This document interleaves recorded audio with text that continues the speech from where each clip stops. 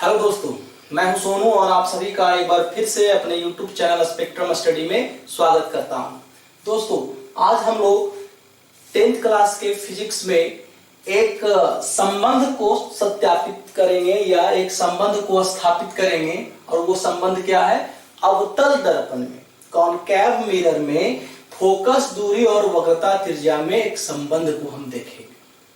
ठीक है, क्या देखना है? फोकस दूरी और वक्रता त्रिज्या में संबंध। इसके पहले की वीडियो में हम लोग अवतल दर्पण और उत्तल दर्पण अर्थात गोलीय दर्पण में जो पद आते हैं, जैसे ध्रुव आते हैं, वक्रता त्रिज्या आता है, वक्रता केंद्र आता है, फोकस दूरी आता है, फोकस आता है, ये सारी चीजों के बारे में हम लोग अच्छी तरह से जान चुके हैं।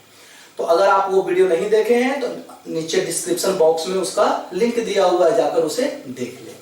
तो आइए इसे हम लोग सत्यापित करने की कोशिश करते हैं कि आखिर फोकस दूरी और वक्रता त्रिज्या में क्या संबंध है। देखिए, आप जैसा देख रहे हैं, एक अवतल दर्पण मैंने बनाया है। अवतल दर्पण में सिद्ध करना, अवतल दर्पण बनाया। अवतल दर्पण में ये जो सीपी है आप देख रहे हो, ये मुख्य अक्ष है, जिसमें P आपका ध्रुव हो गया, F आपका फोकस हो गया और C आपका क्या हो गया? बोलिए, पढ़ चुके हैं आप। G वक्रता केंद्र हो गया। ठीक है, अब हम क्या करेंगे, किसमें किसमें कहता है? फोकस दूरी और वक्रता त्रिज्या। फोकस दूरी देखिए कहां से कहां होगा, P से लेके F तक को हम क्या कहते हैं? फोकस दूरी कहते हैं। इसको हम छोटी f से लिख सकते हैं, है ना। और C से लेके P तक की बीच की दूरी को क्या कहते हैं? वक्रता त्रिज्या कहते हैं, अर्थात छोटी r कहते हैं CP की दूरी। ठीक है, अब हम क्या करेंगे, इसमें एक किरण को आपतित करेंगे। क्या करेंगे? एक किरण को आपतित करेंगे और देखेंगे कि ये कहां से परावर्तित होगा। तो एक मुख्य अक्ष के समानांतर एक किरण लेता हूं, और आपको पता होना चाहिए कि किरणें कहां से गुजरती हैं? परावर्तित होकर फोकस से गुजरती हैं। तो इसको मैं गुजार दिया फोकस से।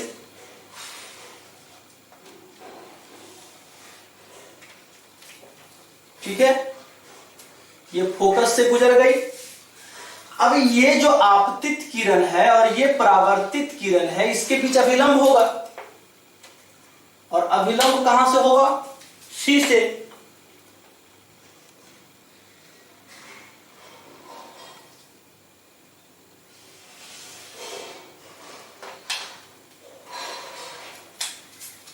ठीक है, तो ये आपका हो गया, ये आपतित किरण। यहां पे लिख दो AM1 क्या हो गया? आपतित किरण हो गया। और M1F क्या हो गया? परावर्तित किरण। और M1C क्या हो गया? अभिलंब। अभिलंब कैसे हुआ? देखिए, ये केंद्र है, और केंद्र से हमने बताया था कि केंद्र से परिधि पर की जो त्रिज्या होगी वो क्या होगी? उस पर लंबवत होगी, है ना। तो यहां आप देख रहे हैं, ये आपका क्या हो गया? लंबवत हो गया। तो आपतन कोण और परावर्तन कोण क्या हो गया? बराबर हो जाएगा। तो पहले जो है उसको लिखेंगे। क्या लिखना है? लिखेंगे, माना कि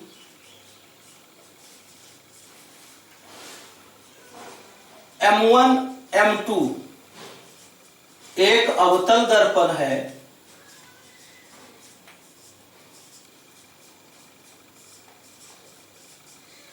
ठीक है, एकदम कॉन्सेप्ट वाइज समझेंगे।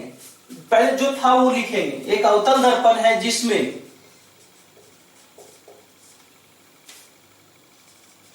ध्रुव क्या है? ध्रुव P। वक्रता केंद्र क्या था? क्या माना आपने? तो वक्रता केंद्र C तथा फोकस F है। ठीक है, अब क्या होगा? अब लिखेंगे मुख्य अक्ष CP, मुख्य अक्ष के समांतर एक किरण कौन सा? AM1 दर्पण के M1 बिंदु पर आपतित होती है।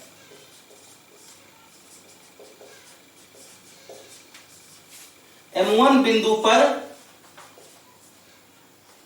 आपतित होती है तथा M1F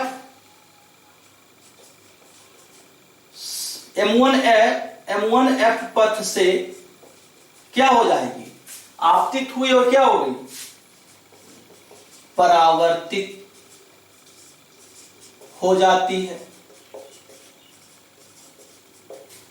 CM को क्या किया, CM1 को मिलाया। ठीक है, अब देखिए क्या होगा। अब ध्यान देना, ये कोण, ये तो I हो गया और ये कोण क्या हो गया, R, दोनों बराबर होंगे परावर्तन के नियम से। आपतन कोण बराबर परावर्तन कोण हम लोग पढ़ चुके हैं। तो लिखेंगे अब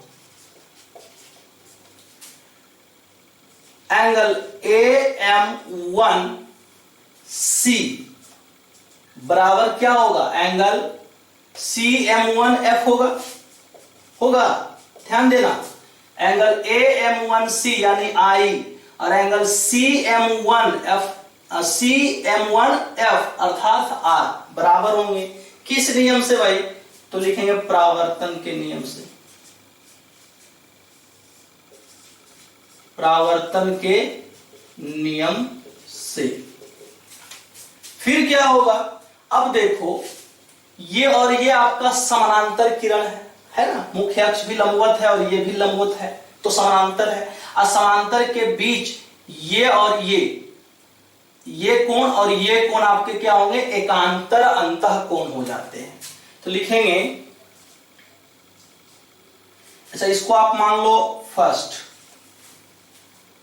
अब क्या होगा, तो लिखेंगे angle AM1C equal to angle M1CF, ये हो गया सेकेंड।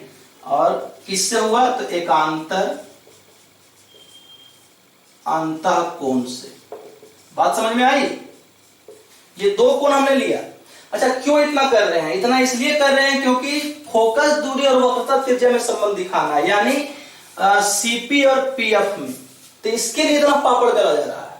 ठीक है, पहले क्या हुआ, आपतन कोण बराबर परावर्तन कोण, वहां से चले। फिर ये कोण AM1C और M1CF ये एकांतर कोण हो गए। ये दोनों देखिए, ये दोनों होते हैं ना, पढ़े होंगे आप 9th में। इस तरह से दो समांतर रेखा है और एक प्रतिच्छेदी रेखा, इसको प्रतिच्छेदी मान लिया गया। तो आपका क्या बना, देखिए ये और आपका ये एकांतर अंतः कोण हो जाते थे। तो वही चीज है यहां और यहां। ठीक है, तो अब देखिए दोनों में ये है, तो इसलिए क्या होगा, समीकरण फर्स्ट तथा सेकेंड से क्या हो जाएंगे, तो इतना बराबर ये और इतना बराबर ये दोनों बराबर हो जाएंगे। तो एंगल CM1F बराबर हो जाएगा एंगल M1CF। ठीक है, देखिए कौन कौन, ये कोण और ये कोण बराबर हो गए। CM1F यानी ये वाला और M1CF यानी ये वाला, दोनों कोण बराबर हो गए।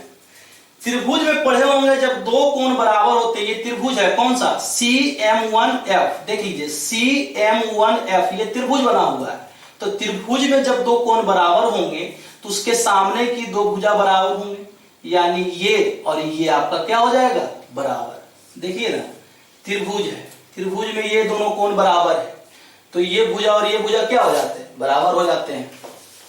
तो लिखेंगे इसलिए क्या हो जाएगा, C, ये दोनों भुजा बराबर होंगे, यानी CF बराबर M1F। ये हो गया आपका समीकरण थर्ड। ठीक है, यहां तक समझिए। ये तो सिर्फ औपचारिकता था, जो यहां घटा वो लिख दिया। उसके बाद हमने आपतन कोण से परावर्तन कोण के नियम से चला, फिर एकांतर अंतः कोण के नियम से चला, फिर दोनों समीकरणों से निकल गया ये, यानी ये कोण और ये कोण। और जब दो कोण बराबर हैं तो उसके सामने की दो भुजाएं भी बराबर होते हैं, अर्थात CF और FM1 बराबर हो गए। अब देखिए इसमें ये किरण को मैं थोड़ा सा दूर किया हूं, क्या यह भी तो संभव है कि ये किरण बिल्कुल मुख्य अक्ष के बिल्कुल ऊपर है, थोड़ा सा दूरी हो और यहां पर आके यहां से आपतित हो? संभव है ना, बिल्कुल। तो यदि द्वारक को हम छोटा कर दें तो ये M1 कहां आ जाएगा? P के बराबर आ जाएगा। समझ में आया? अभी मैं दूर किया हूं इसीलिए क्योंकि यहां पर चित्र स्पष्ट रूप से दिखे, लेकिन एक संभव है कि एक इस तरह से भी छोट एकदम सटके एक मुख्य अक्ष के समांतर एक रेखा एक किरण आपतित हो, तो और द्वारक यदि छोटा हो जाए तो यह M1 किसके करीब हो जाएगा? P के करीब हो जाएगा। तो लिखेंगे यदि दर्पण का द्वारक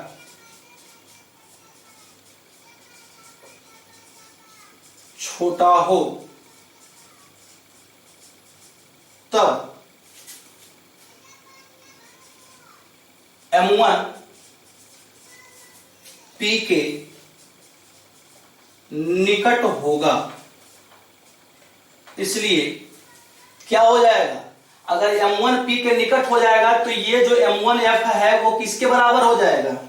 PF के बराबर हो जाएगा। लिखेंगे इसलिए M1F बराबर क्या हो जाएगा? PF। अगर ये निकट हो जाएगा इसका तो ये जो आप देख रहे हैं ये तो इस पर ओवरलैप हो जाएगा, तो यानी जो M1F है वो क्या हो जाएगा? PF के बराबर हो जाएगा। ठीक है। अतः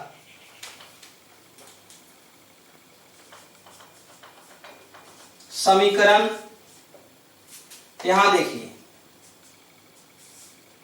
3 में M1F के जगह पर हम PF लिख सकते हैं, तो CF बराबर क्या हो जाएगा? PF हो जाएगा। मैं यहां पर लिख देता हूं, CF बराबर क्या हो गया? PF। CF बराबर PF।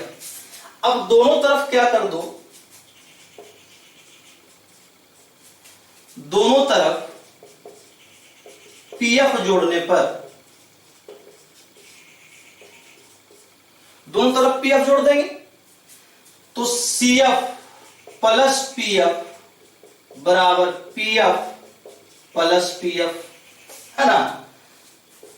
CF प्लस PF बराबर PC हो जाएगा। इधर क्या हो गया? 2PF। अगर इसका PF क्या है? आपका फोकस दूरी यानी F, और CP क्या है? आपका त्रिज्या है। तो लिखेंगे या R बराबर यानी CP या PC कह सकते हैं, CP को या PC को, तो ये वक्रता त्रिज्या हुआ, तो R बराबर 2F या F बराबर क्या हो जाएगा? R बटा 2। यही आपका संबंध है। या तो ये संबंध हो सकता है या ये संबंध। क्या है भाई? तो अवतल दर्पण में फोकस दूरी F फोकस दूरी है, वक्रता त्रिज्या की आधी होती है। क्या संबंध निकला? वक्रता अवतल दर्पण में फोकस दूरी वक्रता त्रिज्या की आधी होती है, या फिर अवतल दर्पण में वक्रता त्रिज्या फोकस दूरी का दुगना होती है। ठीक है। अब समझना, तो हमेशा जब भी अब हम लोग स्केच करेंगे अवतल दर्पण को, तो जो वक्रता केंद्र होगा या वक्रता जो त्रिज्या होगी उसके आधे में फोकस दूरी यानी फोकस होगा। मैं बना रखा था पहले से क्योंकि मैं जानता था इस चीज को, लेकिन आज आप संबंध स्थापित कर चुके हैं कि F जो है वो R का आधा होगा, यानी फोकस दूरी वक्रता त्रिज्या की आधी होगी। तो C से लेके F तक क्या है? ये R था आपका, है ना, और ये F था, तो देखिए R का आधा F है कि नहीं? बिल्कुल है। यही साबित करना था। ठीक है। अगले वीडियो में हम लोग इसी तरह से उत्तल दर्पण में भी हम लोग फोकस दूरी और वक्रता त्रिज्या में संबंध को स्थापित करेंगे। आशा करता हूं कि आपको ये कॉन्सेप्ट अच्छी तरह से समझ में आ गया होगा, रटने से छुट्टी मिल गई होगी, है ना। तो दोस्तों, अगर अच्छी लगी है वीडियो, अच्छा लगा तो लाइक कीजिए जल्दी से, और यदि आप नए हैं इस मेरे चैनल पर तो सब्सक्राइब कीजिए और बेल आइकन को प्रेस कर दीजिए। क्यों करेंगे? क्योंकि उससे नोटिफिकेशन आपको सबसे पहले मिलता रहेगा। तो हम लोग मिलेंगे अब अगले वीडियो में, तब तक के लिए नमस्कार।